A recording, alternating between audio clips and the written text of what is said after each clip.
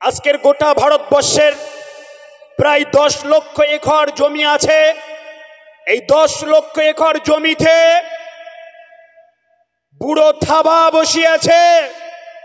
ভারতবর্ষের কনস্টিটিউশন, ভারতবর্ষের আইন, ভারতবর্ষের পার্লামেন্ট একটা পবিত্র জায়গা। সেই পবিত্র জায়গায় অপবিত্র মানুষরা তারা অপবিত্র করেছে। আপনারা আমরা যারা এখানে বসেছি মঠবাড়িতে, আমরা সেই ভারতবর্ষের সংসদকে যারা অপবিত্র করেছে তাদের বিরুদ্ধে আমরা আন্দোলন করব কি করব না? হাত তুলে বলো।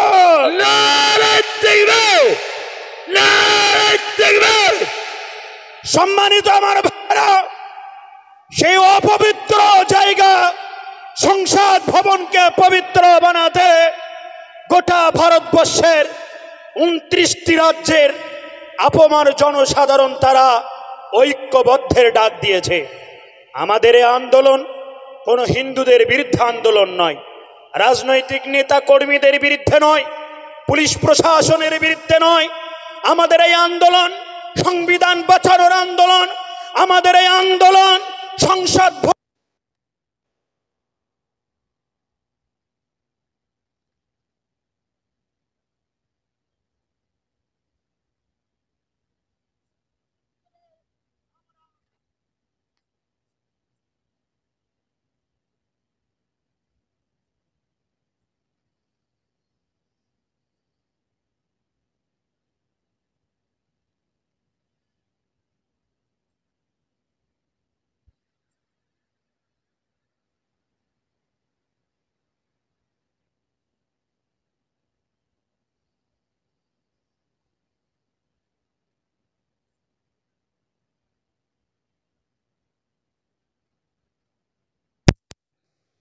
নরেন্দ্র মোদীর সরকার, রাহুল ভাইরা, হাবিবুর রহমান ভাইরা মঞ্চ থেকে এখান থেকে স্লোগান দিচ্ছে বিজেপি দূর হটো।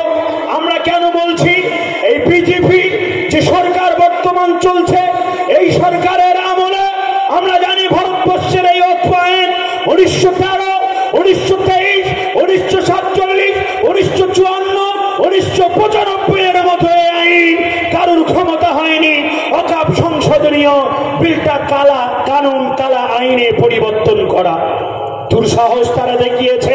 2024 সালের 8ই আগস্ট ভারতবর্ষের পার্লামেন্টে আইন প্রণয়ন করার জন্য উঠে পড়ে তারা লেগেছিল। কেন? সংখ্যায় তারা বেশি।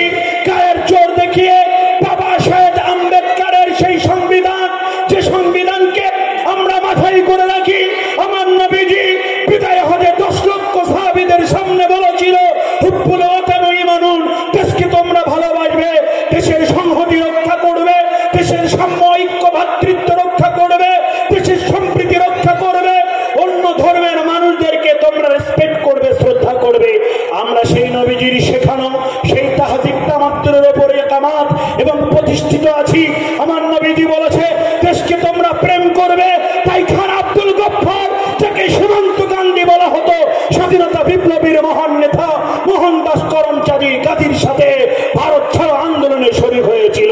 আমরা জানি বিনয় বিদল দানুষের সাথে, বাল গঙ্গাধর তিলকের সাথে, বিপিন চন্দ্র লালের সাথে, এমন করে নেতাজি সুভাষ চন্দ্র বসুর সাথে মাওলানা শওকত আলী, মাওলানা মোহাম্মদ আলী, মাওলানা আবুল কালাম আজাদরা তারা সংগ্রাম করে বেনিয়া ব্রিটিশ 200 বছরের রাজত্বকে খতম করে দিয়েছিল। তারা পালাতে বাধ্য হয়েছিল। বড় ভুল করেছে তারা। একবার জ্ঞানপাপী, একবার অযোধ্যা বাবরি মসজিদ, একবার 3 তালাক, একবার মুসলমানদের উপর বুলডোজার। কিন্তু এমন একটা ভুল কাজ তারা করে বসেছে, শুধু ভারতবর্ষের পশ্চিম বাংলা নয়, 32টি মতো ওয়াকফ স্টেট ওয়াকফ আপনার বোর্ড আছে।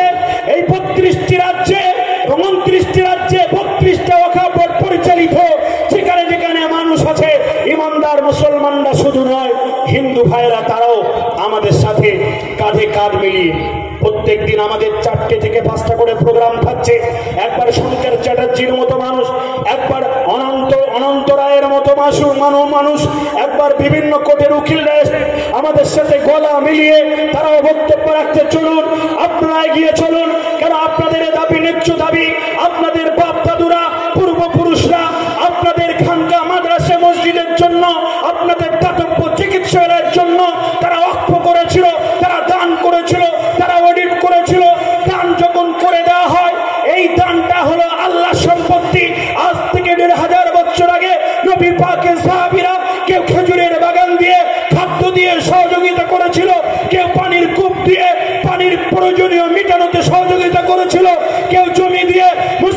নবাবী শরীফ তৈরি করতে সহযোগিতা করেছিল।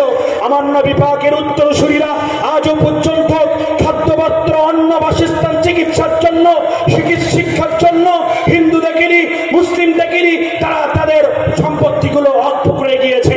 অনেক স্কুল আছে, হাই মাদ্রাসা আছে, হাই স্কুল আছে, দাতব্য চিকিৎসালয় আছে, এমন করে হাসপাতাল আছে। এই মুসলমানদের বাবার সম্পত্তি প্রায় গোটা ভারতবর্ষের 10 লক্ষ একর সম্পত্তি আছে। নরেন্দ্র মোদীজি, তোমরা 2014 সাল থেকে বড় লোক পুঁজিবাদীদের দালালি করেছো, বেনিয়া ব্রিটিশদের দালালি করেছো। সাবারকাররা যারা সেদিনকে দালালি করেছিল, একদিকে বাবা সাহেব আম্বেদকর, একদিকে দালাল সাবাসকার, এই সাবারকাররা যারা দালালি করেছিল আরএসএস পদপুষ্ট, তোমরা সেটাকে শেষ করে দিচ্ছ। ভারতবর্ষের মসনদ থেকে, ভারতবর্ষের মাটি থেকে এক এক করে আমাদের প্রপার্টিগুলো শেষ হয়ে যাচ্ছে। খাতরা শুধু মুসলমানরা নেই, খাতরা সবাই আছে, ভয়ে সবাই আছে। তাই হিন্দু ভাইয়েরা, আমার জৈন ভাইয়েরা, আমার পাঞ্জাবি, শিখ, ইসাই, তারাও এসে মাঠে ময়দানে আন্দোলন করছে। আমাদের কিছু দেয়নি। তারা সংসদ ভবনে এই এপ্রিলের 3 থেকে 4, 5 রাজ্যসভায় পার্লামেন্টে আমাদের রাষ্ট্রপতি মাননীয় দ্রৌপদী মুর্মু তিনিও সাইন করে দিয়ে আমাদের সম্পত্তির ওপর একটা বদনজর তারা ফেলেছে, বদনজর। আমরা জানি ছোটবেলায় যখন শকুন দৃষ্টি রাখত, শকুনের দৃষ্টি পড়েছে, বদনজর তারা পড়েছে। বদনজর আর শকুনের দৃষ্টি কিভাবে সক্ষম ভাবে গোটা ভারতবর্ষের আপামার জাতি ধর্ম দলমত শ্রেণী নির্বিশেষে ইয়াং যুবকেরা কিভাবে মোকাবেলা করতে হয়, আগামীতে মোকাবেলা তৈরি করার জন্য এরা প্রস্তুত আছে। প্রয়োজন হলে শিয়াব চতুর যেমন পায়ে হেঁটে দিল্লি গিয়েছে, মঠবাড়ির মানুষেরা মাথায় কাফন নিয়ে দিল্লি পর্যন্ত যেতে প্রস্তুত আছে। কথা ঠিক কিনা?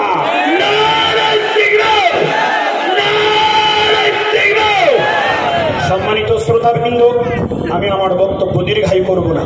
মাগরিবের সময় হয়েছে, অনেক মসজিদের মুসল্লিরা মসজিদে নামাজ পড়তে গিয়েছে, মাদ্রাসার ছেলেরা চলেছে, বাজারের পথচারিত চলেছে। বাম দিকে আমার মা বোনেরা আছে, আপনারা আসুন। আপনারা হলেন সুমাইয়া রাদিয়াল্লাহু তাআলা আনহার উত্তরসূরি। হযরত সুমাইয়া ইসলামের ইতিহাসে প্রথম শহীদ হয়েছিল। তা আমি মা বোনেদেরকে বলবো, আপনারা নামাজের পার্টিতে এই মর্দে মুজাহিদের জন্য দোয়া করবেন, যারা সালাহুদ্দিন আইয়ুবীর উত্তরসূরি, যারা নবাব সিরাজউদ্দৌলার উত্তরসূরি, যারা হযরত ওমরের উত্তরসূরি, যারা সাইফুল্লাহর উত্তরসূরি, যারা আলী ইবনে আবি তালেবের উত্তরসূরি, যারা ইমাম হাসান হুসাইনের উত্তরসূরি, এদের জন্য দোয়া করবেন।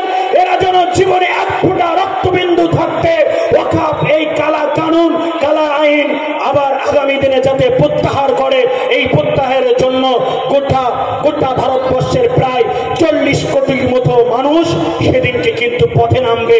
সেদিন আর কিছু পালিয়ে ছুটে যাওয়ার মতো রাস্তা সেদিন পাবেন না। সেজন্য আমি আপনাদেরকে অনুরোধ করব, এই আন্দোলন সবে তো শুরু, আন্দোলন অনেক ত্বরান্বিত করতে হবে। মাথা ঠান্ডা রাখুন, শান্তি বজায় রাখুন। পুলিশ প্রশাসন আছেন, কোনো প্রোগ্রাম করতে হলে তাদের কাছ থেকে আপনারা অবশ্যই পারমিশন নেবেন। আমরা আমাদের জাতীয় সম্পদ, সরকারি সম্পদ মানে আমাদের জাতীয় সম্পদ। আমার নবীজি শিখিয়ে দিয়েছেন, এই জাতীয় সম্পদকে আমরা কেউ দ্বিগুণিত করব না, আমরা কেউ সম্পদকে নষ্ট করব না, কোনো মানুষকে কষ্ট দেব না, রাস্তায় কোনো মানুষকে কষ্ট দেব না। শান্তি শৃঙ্খলা বজায় রেখে আমরা আগামী দিনে 26শে এপ্রিল ব্রিগেড প্যারেড ময়দানে দলে দলে যোগদান করব। কর্তৃপক্ষ কাজী হাবিবুর রহমান, আমাদের এখানে কুতুবউদ্দিন ভাই থেকে শুরু করে হাজী সাহেবরা আছেন, ইমাম সাহেবরা আছেন, রেজাউল ভাইরা আছেন, এরা আপনাদেরকে বলেছেন, ডেকেছেন, বারবার ডাকেন, আপনারা আসবেন। যখন যেখানে প্রয়োজন আমাদের মর্দে মুজাহিদের মতো আমাদের এগিয়ে আসতে হবে, আন্দোলন করতে হবে, আন্দোলনকে সুসংগঠিত করতে হবে। আমি আমার বক্তব্য দীর্ঘায়ু করব না, শুধু এতটুকু আবেদন করব, মুফাক্কিরুল ভাইয়েরা, আমাদের পীরজাদা মহিবুল্লাহ হুসাইনি তিনিও বলেছেন, ইনায়েতুল্লাহ হুসাইনি তিনিও বলেছেন, কামরুজ্জামানদা বলেছেন, সবাই বলেছেন বক্তারা।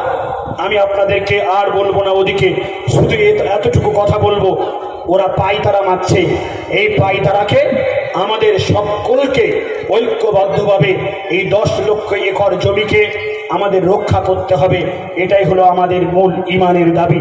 এতটুকু কথা বলে আমি গুনাহগার পারিকবরা দরবার শরীফের মোহাম্মদ হাসানুজ্জামান আপনাদেরকে সুস্বাস্থ্য এবং সুআন্তরিকতা, সুদীর্ঘ হায়াত কামনা করে আমার ইতিক্ষিপ্ত বক্তব্য এখানে শেষ করছি। আবার প্রয়োজন হলে ওয়াকাফটা কি, কিভাবে এসছে, 44টা ধারা কি, এই ধারার আর্টিকেল নাম্বার 31, 52, 69, 71, 78, এই ধারাগুলো আপনাদের সামনে বিভিন্ন দিক বিদিক আবার আলোচনা করা যাবে। সকলে ভালো থাকবেন, আমার জন্য দোয়া করবেন, আমি আপনাদের জন্য দোয়া করুন। আসুন আমরা সকলে দল মত শ্রেণী নির্বিশেষে ভারতবর্ষের সংবিধানকে বাঁচাই, ভারতবর্ষের অপবিত্র সংসদকে আবার পবিত্র করার মানুষে আমরা এগিয়ে চলি। এতটুকু বলে সবাই ভালো থাকবেন, সবাই সুস্থ থাকবেন। মিডিয়া ভাইদের প্রতি আমার আন্তরিক শুভেচ্ছা রেখে, সকলের প্রতি আন্তরিক দোয়া রেখে শেষ করছি। হাজা মা ইন্দি ওয়াল ইলমু ইনদাল্লাহ আলাইহি তাওয়াক্কাল।